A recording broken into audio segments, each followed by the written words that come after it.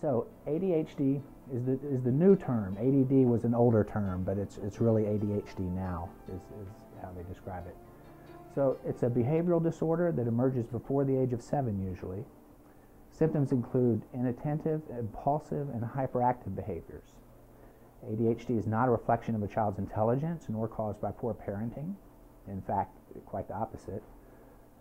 ADHD is more common in people who have a close relative with the condition for some reason. Twice as many boys as girls are diagnosed with it.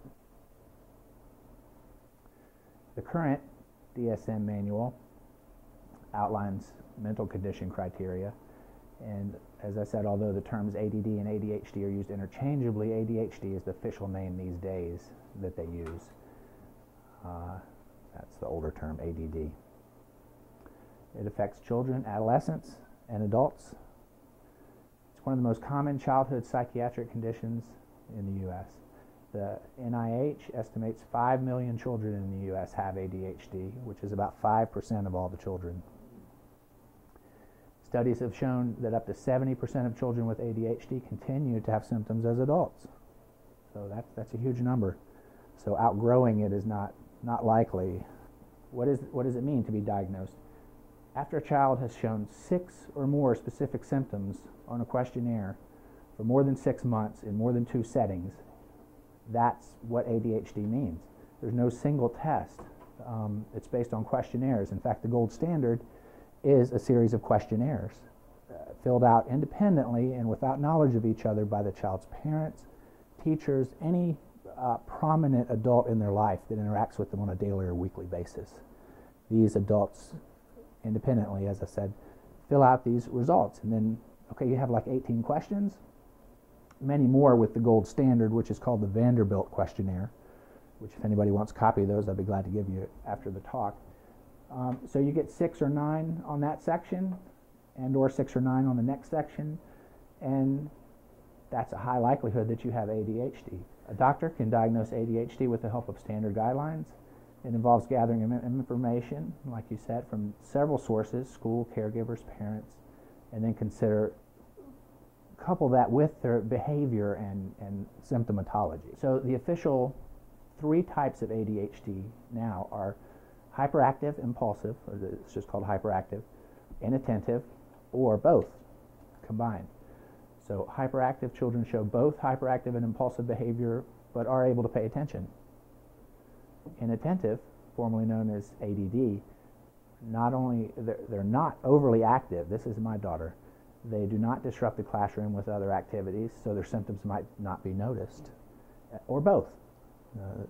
So it's typically diagnosed in childhood. ADHD still affects many teens. The symptoms are inattention, impulsivity, hyperactivity. They're intrusive, which means they interrupt and seriously interfere with the teen's life. During the teen years, especially as the hormone changes are going on, it may intensify. It's not uncommon for teens with ADHD to forget assignments, misplace textbooks, and become easily bored with their daily classwork. Or you can translate this to adult things as well. They may become inattentive or excessively attentive, not waiting their turn before blurting out answers. They may interrupt a teacher and classmates and rush through assignments. So it's no wonder that there's, depending on the school and depending on the teacher, a big push to change that behavior. Teens with ADHD may also be fidgety and have a difficult time sitting still in class. Often, teens with ADHD are so busy focusing on other things they forget about the task at hand. This can be seen especially with homework and athletic skills and in relationship with peers.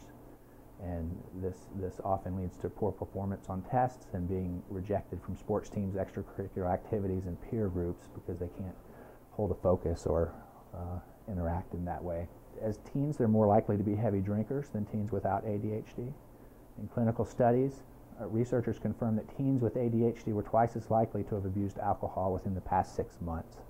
So this reminds me of a point the studies does, that everything on these slides, this is based on research. I have my own opinions, and we might be talking about those, but everything you're seeing up here is research-based. 30, sometimes some universities up to 40 years of research. This has been going on. They also found that teens with ADHD were likely to abuse drugs and 3 times more likely to abuse drugs other than marijuana. Getting proper treatment in teens may cut the risk of later alcohol and drug abuse. Although, ironically, not in the case if they're on the medication. It's now known that these symptoms continue into adulthood for about 70% of children. That translates into 4% of the U.S. population, or 8 million adults, that learn to live with it, that compensate, that are incredibly brilliant and adaptive to be able to function, many times very, very well. It's a testament to our resiliency, not the fact that this has gone away. However, few adults are identified and treated for adult ADHD. Adults with ADHD may have difficulty following directions, remembering information, concentrating, organizing tasks, or completing work within time limits. If these difficulties are not managed appropriately, they can cause associated behavioral, emotional, social, vocational, and academic problems. Following behaviors and problems may stem directly from ADHD or may be the result of related adjustment difficulties. Chronic lateness and forgetfulness, anxiety, low self-esteem, employment problems, difficulty controlling anger, impulsiveness, substance abuse or addiction, poor organizational skills, procrastination, low frustration tolerance, chronic boredom, difficulty concentrating when reading, mood swings, depression, and relationship problems. These behaviors may be mild to severe and can vary with the situation or be present all of the time. Some adults with ADHD may be able to concentrate if they're interested in or excited about what they're doing. Others may have difficulty focusing under any circumstances. Some adults look for stimulation, but others avoid it. As an example, it's documented that kids with ADHD and a specific type of learning disability, in motion, their brain works better than sitting still. So they may look for that stimulation. They may read while they're walking, or they may be fidgeting when that's what fidgeting is about. It's about not being able to stand still because the brain waves are doing something that they need to shift. Or they may retract from that. They may not like that sensory input or whatever input it is. They may not like that stimulation. They may need to be quiet and still. Adults with ADHD are more likely to change employers frequently and perform poorly, have had fewer occupational achievements, have a lower socioeconomic status, have driving violations. Got a lot of tickets?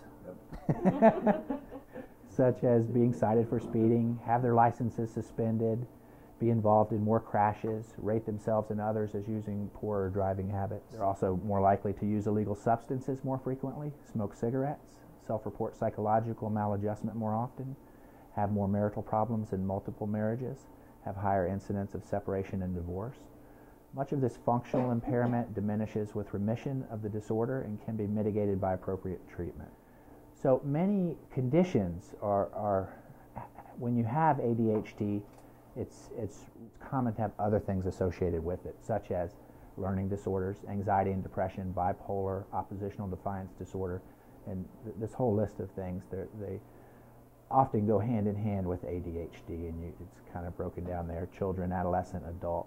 So if you want to copy that, let me know. The medical approach to this ADHD problem has typically been a class of drug called psychostimulants or stimulants. Have been used effectively to treat ADHD for years.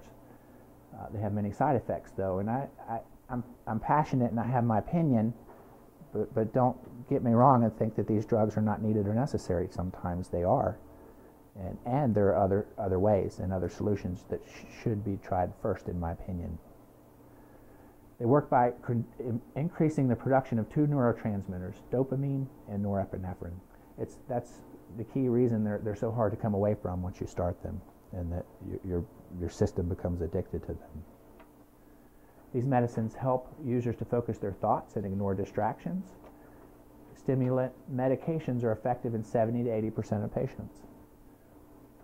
And back to my other point, if you're truly ADHD, have ADHD, and this would help you. If you don't, and it has no possibility of helping you, it ought not be given to our kids. That's a primary consideration that's not being held in this country, I think. However, there are short and long-term effects related to these drugs. Stimulant drugs to treat ADHD include Adderall, Concerta, Dexedrine, Focalin, Metadate, and Methylene. Ritalin is a very common one. Vyvanse, Disoxin. I can't even pronounce some of these. I think we're all familiar with Ritalin. ADHD drugs sometimes have side effects. The most common are decreased appetite and weight loss, sleep problems, headaches, jitteriness. These are what I have seen the most. But also other things that might be happening, like social withdrawal, that we might not associate directly because it didn't show up soon after you started taking it. Stomach aches, rarely. They can cause more serious side effects, cardiovascular problems. In fact, I think it's on another slide, so I'll wait. They may also exacerbate psychiatric conditions like depression or anxiety if that's present. The long-term impact of ADD, ADHD medication on the youthful developing brain is not yet known. The government has an idea, though. I don't know if it's still true, but 20 years ago, if you have ever taken Ritalin or a drug like it, you were not allowed to become an Air Force pilot because of the unknown and known effects of these medications. Some researchers are concerned that the use of drugs such as Ritalin in children and teens might interfere with normal brain development. ADHD stimulant medications have been found to cause sudden death in children and adults with heart conditions. And this is what I was going to say, but I know it's here. The AHA recommends that all individuals, including children, have a cardiac evaluation prior to starting a stimulant such as Ritalin. That's seldom done. I think you're right. Yeah. An electrocardiogram is recommended if the person has a history of heart problems. Let me go back to this. So in children, there's this weird thing with the nervous system that if you take a stimulant, it doesn't stimulate you. It does the opposite. And that tends to change at around, I think it's 12 or 13. But we don't know why that is or what else it's doing. It's just, like so many of these drugs, they have an effect. They have many effects, and one of them is desired, so you pick that out and give that for that. Stimulants can trigger or exacerbate symptoms of hostility, aggression, anxiety, depression, and paranoia. People with a personal or family history of suicide, depression, or bipolar disorder are at a particularly high risk and should be carefully monitored when taking stimulants. Stimulant abuse is a growing problem, particularly among teens and young adults. College students take them for a boost when cramming for exams or pulling all-nighters. Others abuse stimulant meds for their weight loss properties. If your child is taking these medications, be sure he or she isn't sharing or selling them. They have a very high street value, and it's as illegal to have a Ritalin in your pocket if you don't have a prescription for it as cocaine. And works the same way in the body as well. ADD and ADHD stimulants are not recommended for those with any type of heart defect or diseases, high blood pressure, hyperthyroidism, glaucoma, high levels of anxiety, or a history of drug abuse. In fact, in the PDR, the last sentence under Ritalin is careful care should be taken in coming off because the person will become addicted. It doesn't say might or could, it says will become addicted. They're that addictive. So the brain core therapy that I brought into this office, we're the only certified clinic in Western North Carolina. I'm very, very proud of that and proud to be bringing it to the community and to the children and adults that can benefit from it, especially my daughter. This is not my daughter, but this is my partner.